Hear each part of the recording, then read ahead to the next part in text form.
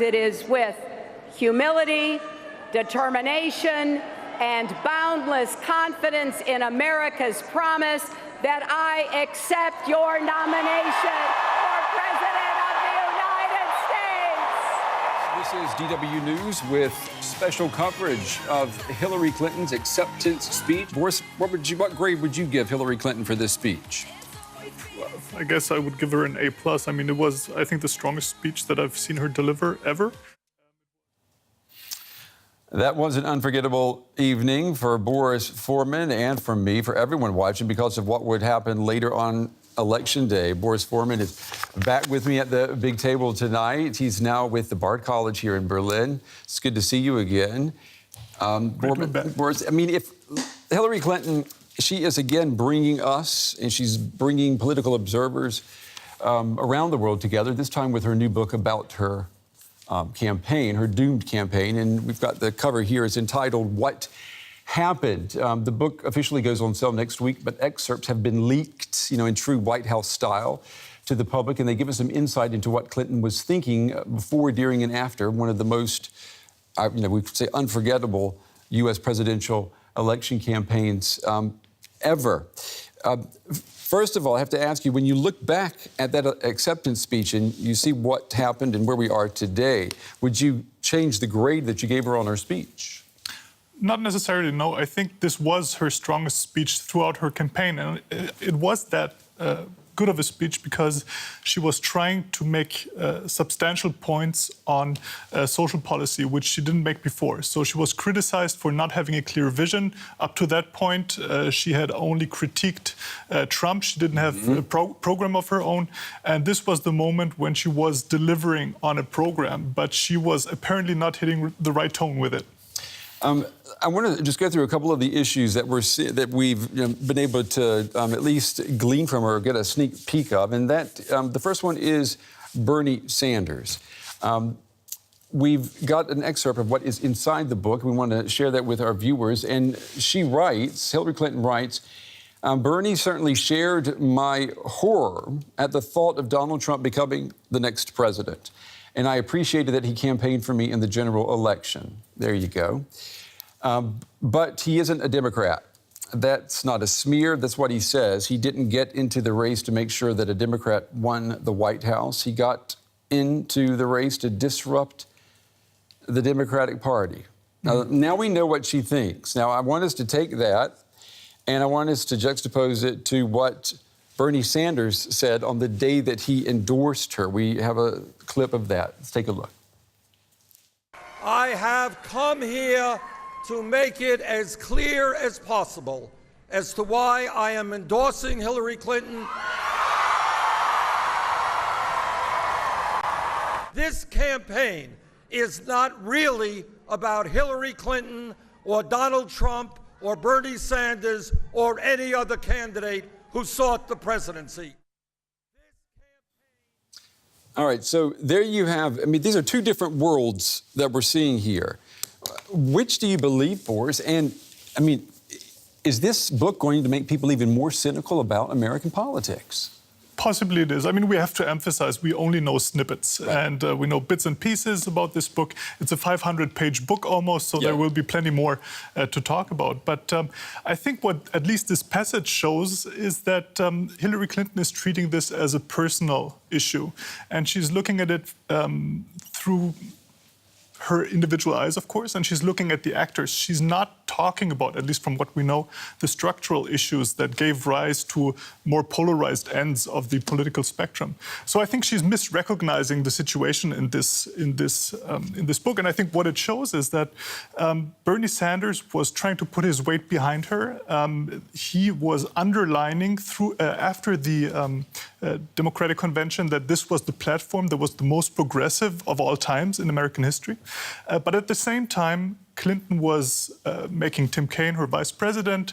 There were the leaks about the Wall Street talks that she gave. So she was still very ambivalent about her position, and I think she didn't mobilize many voters because of that. But don't you think that by her putting Bernie Sanders, saying that she saw him as someone who wasn't really a Democrat, he was someone who just wanted to disrupt everything, isn't she putting him in the same box with Donald Trump, because that's what Donald Trump is to the Republicans. And that's what I mean by misrecognition. Yeah. I think this is also what's happening in Europe at times, that there is only the populists, be they on the left or on the right, and then there's the mainstream. And there's no recognition of 4 decades of policies that Clinton also stood for. She was criticized for being part of the establishment.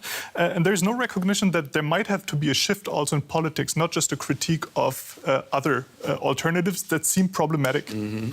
I mean, part of the excerpt today that I was reading said that we have Hillary Clinton writing that he was, trying to disavow the Democratic Party, but this is the party that brought us Social Security. Sure. It was the party with Jimmy Carter that brought peace between Israel and Egypt. I mean, there were huge achievements under the Democrats, but she's saying, that he was trying to pull voters away from that. But did she hammer those facts to the public about the good things that the party has done? Well, the problem is that she didn't put herself in that tradition at the time. On the contrary, she was viewed as being part of that Democratic Party that after the Cold War started to dismantle or continued the dismantling of the welfare state. And this is what I mean by structural issues. Those who voted for Trump were those in the Midwest, in the deindustrialized regions of the US, the white middle class or white working class, and she wasn't able to mobilize them. And she's hanging on. What you're saying there is that she was trying to build on what her husband did when he was president. And again, we're coming back to maybe the sins of Bill Clinton coming and returning to haunt his wife. Is that what happened? I'm writing a book about, or just finished a book about this. And the more you look at this crisis, the more you realize that it's a moving target. Yes, there was that. Yes, there was also sexism, of course. Yes, there was a backlash to some kind of identity politics of the Democrats under Obama.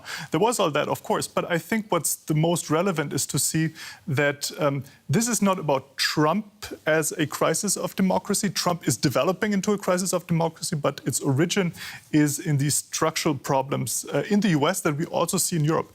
It's not a coincidence that we see a polarization also in Europe. So it's not just an American issue. What about the Russians? In the book, Hillary Clinton is almost obsessed with what Vladimir Putin and the Russians have done to the election. We didn't get that sense, though, during the campaign, did we? Well, we sort of did. I mean, Barack Obama mentioned it.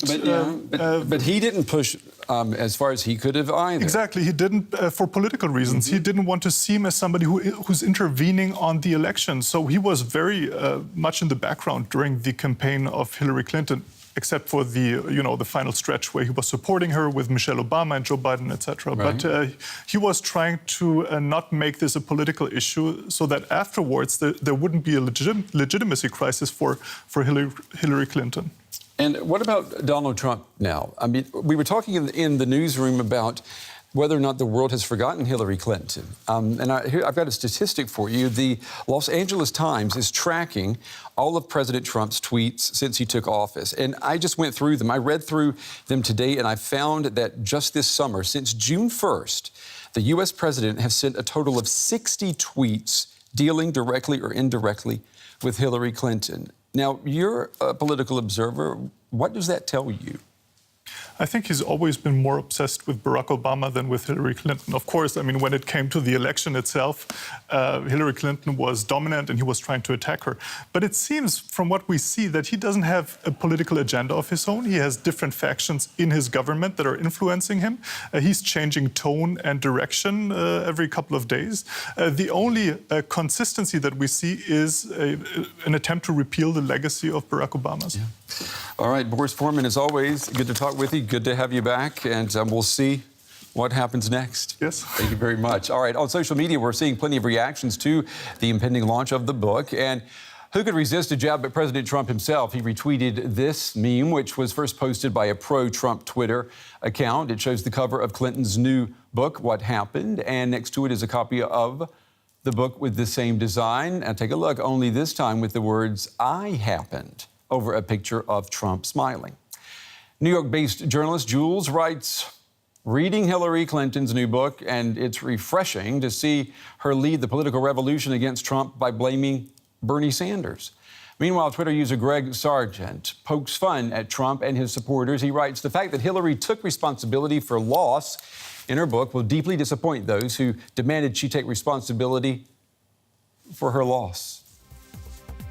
All right, the day is nearly done. The conversation continues online. You'll find us on Twitter, either at DW News, or you can write directly to me. And remember, whatever happens between now and then, tomorrow is another day. We'll see you then, everybody.